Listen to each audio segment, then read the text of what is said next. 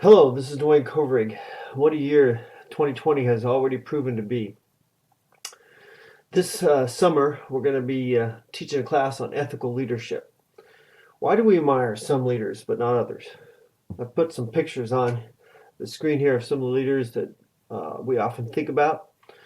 Sometimes we admire them because of their innovative success or their new products or the power that they have and influence.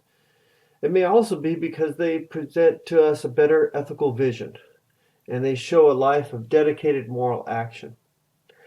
That's what we're going to look at. What does it mean to have moral vision and to be engaged in better moral action?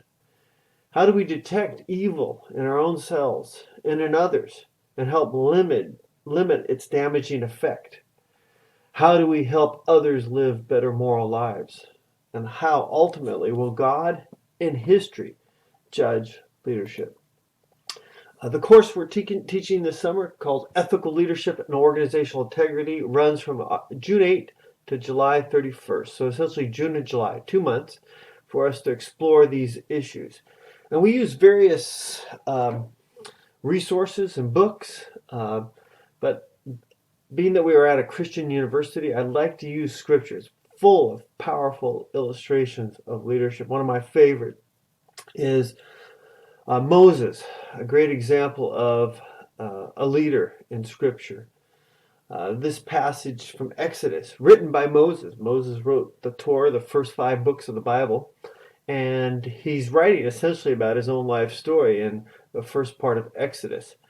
Here's a picture from Chuck Swindoll's book that I've always enjoyed. The reason I've enjoyed it is that is exactly what my father looked like. In fact, when I first saw the cover of this book back in the 80s, I thought it was my father. It's exactly how I remember him, even though he died a few years ago at the age of 89. And so I always think of Moses and think of Chuck Swindoll's book about Moses. But this passage of scripture talks about one day after Moses had grown up. So he had probably matured to his late 30s, early 40s at this time. He went out to where his own people, he identified with not the Egyptians, but the Israelites. So he had a strong affinity for his own heritage. And he watched how they had hard labor. He didn't. He enjoyed the life of a prince. And he saw an Egyptian beating a Hebrew, one of his own people. Looking this way and that, and seeing no one, he killed the Egyptian and hid him in the sand.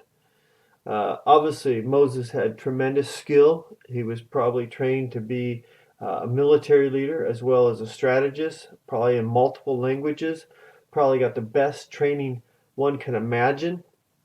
Uh, and so he effectively used his skills and solved the situation. The next day, he went out and saw his 2 Hebrews fighting. He asked the one that was in the wrong, "Why are you hitting your fellow Hebrew?" And this man immediately said, "Who made you ruler and judge over us? Are you thinking of killing me like you killed the Egyptian?" That's when Moses realized and was afraid and thought, what I did must have become known. Obviously it did.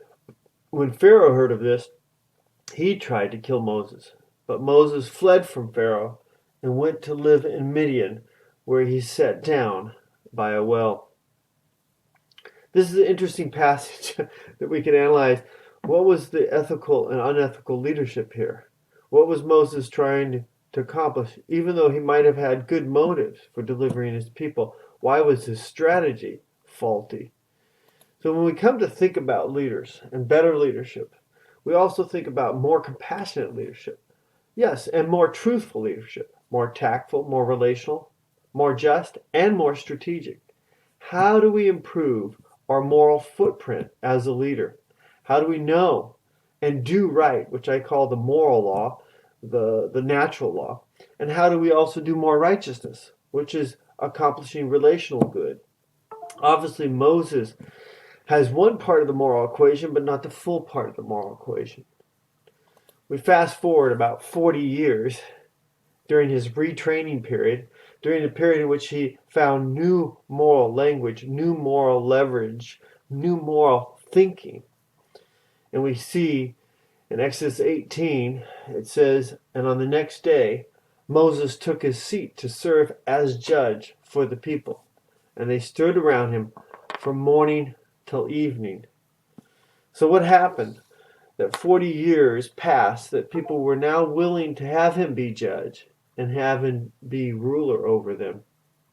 A lot happened. A lot transpired in those 40 years of working with sheep, working with a close-knit family, developing relational skills, service skills, servant skills, losing some of the militaristic strategies, losing some of the lording it over strategies, and coming to a shepherding kind of approach to moral leadership.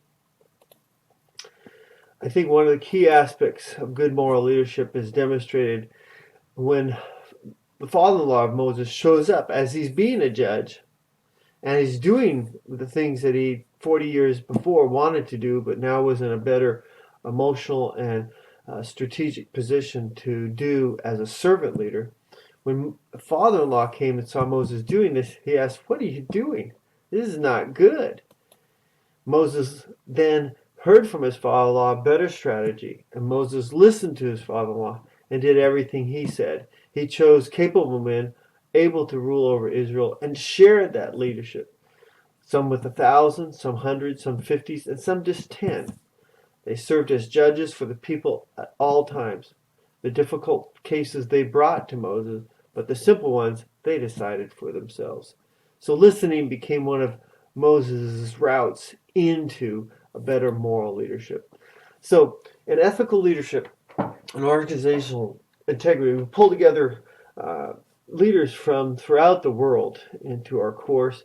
And the first activity I have you engage in is writing some of your own moral history, your failures, just like Moses, and your triumphs, the values you've learned, the values that have shaped you. And I have you name those values because those are important to you. And we each bring different values, different influences. And then together we can make a fruit salad. We each bring our unique flavors of moral experiences that deeply have changed us, and we share them with each other. And so we learn from each other, just like Moses learned from Jethro. We learn from each other by reading the best material. I've collected the best material I have. I've been into this field for 30 years. And we hear each other post about controversial topics or unique topics and share our views. We also all engage in picking one person or one group we want to mentor. We develop co-develop a mentoring plan with them. I remember one year when somebody chose a cousin of hers who cussed all the time, was a very successful leader.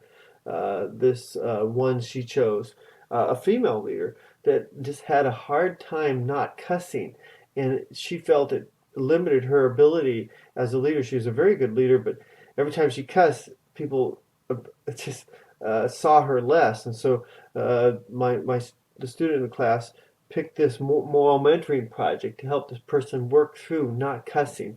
So you're going to pick a moral mentoring project or a group to work with.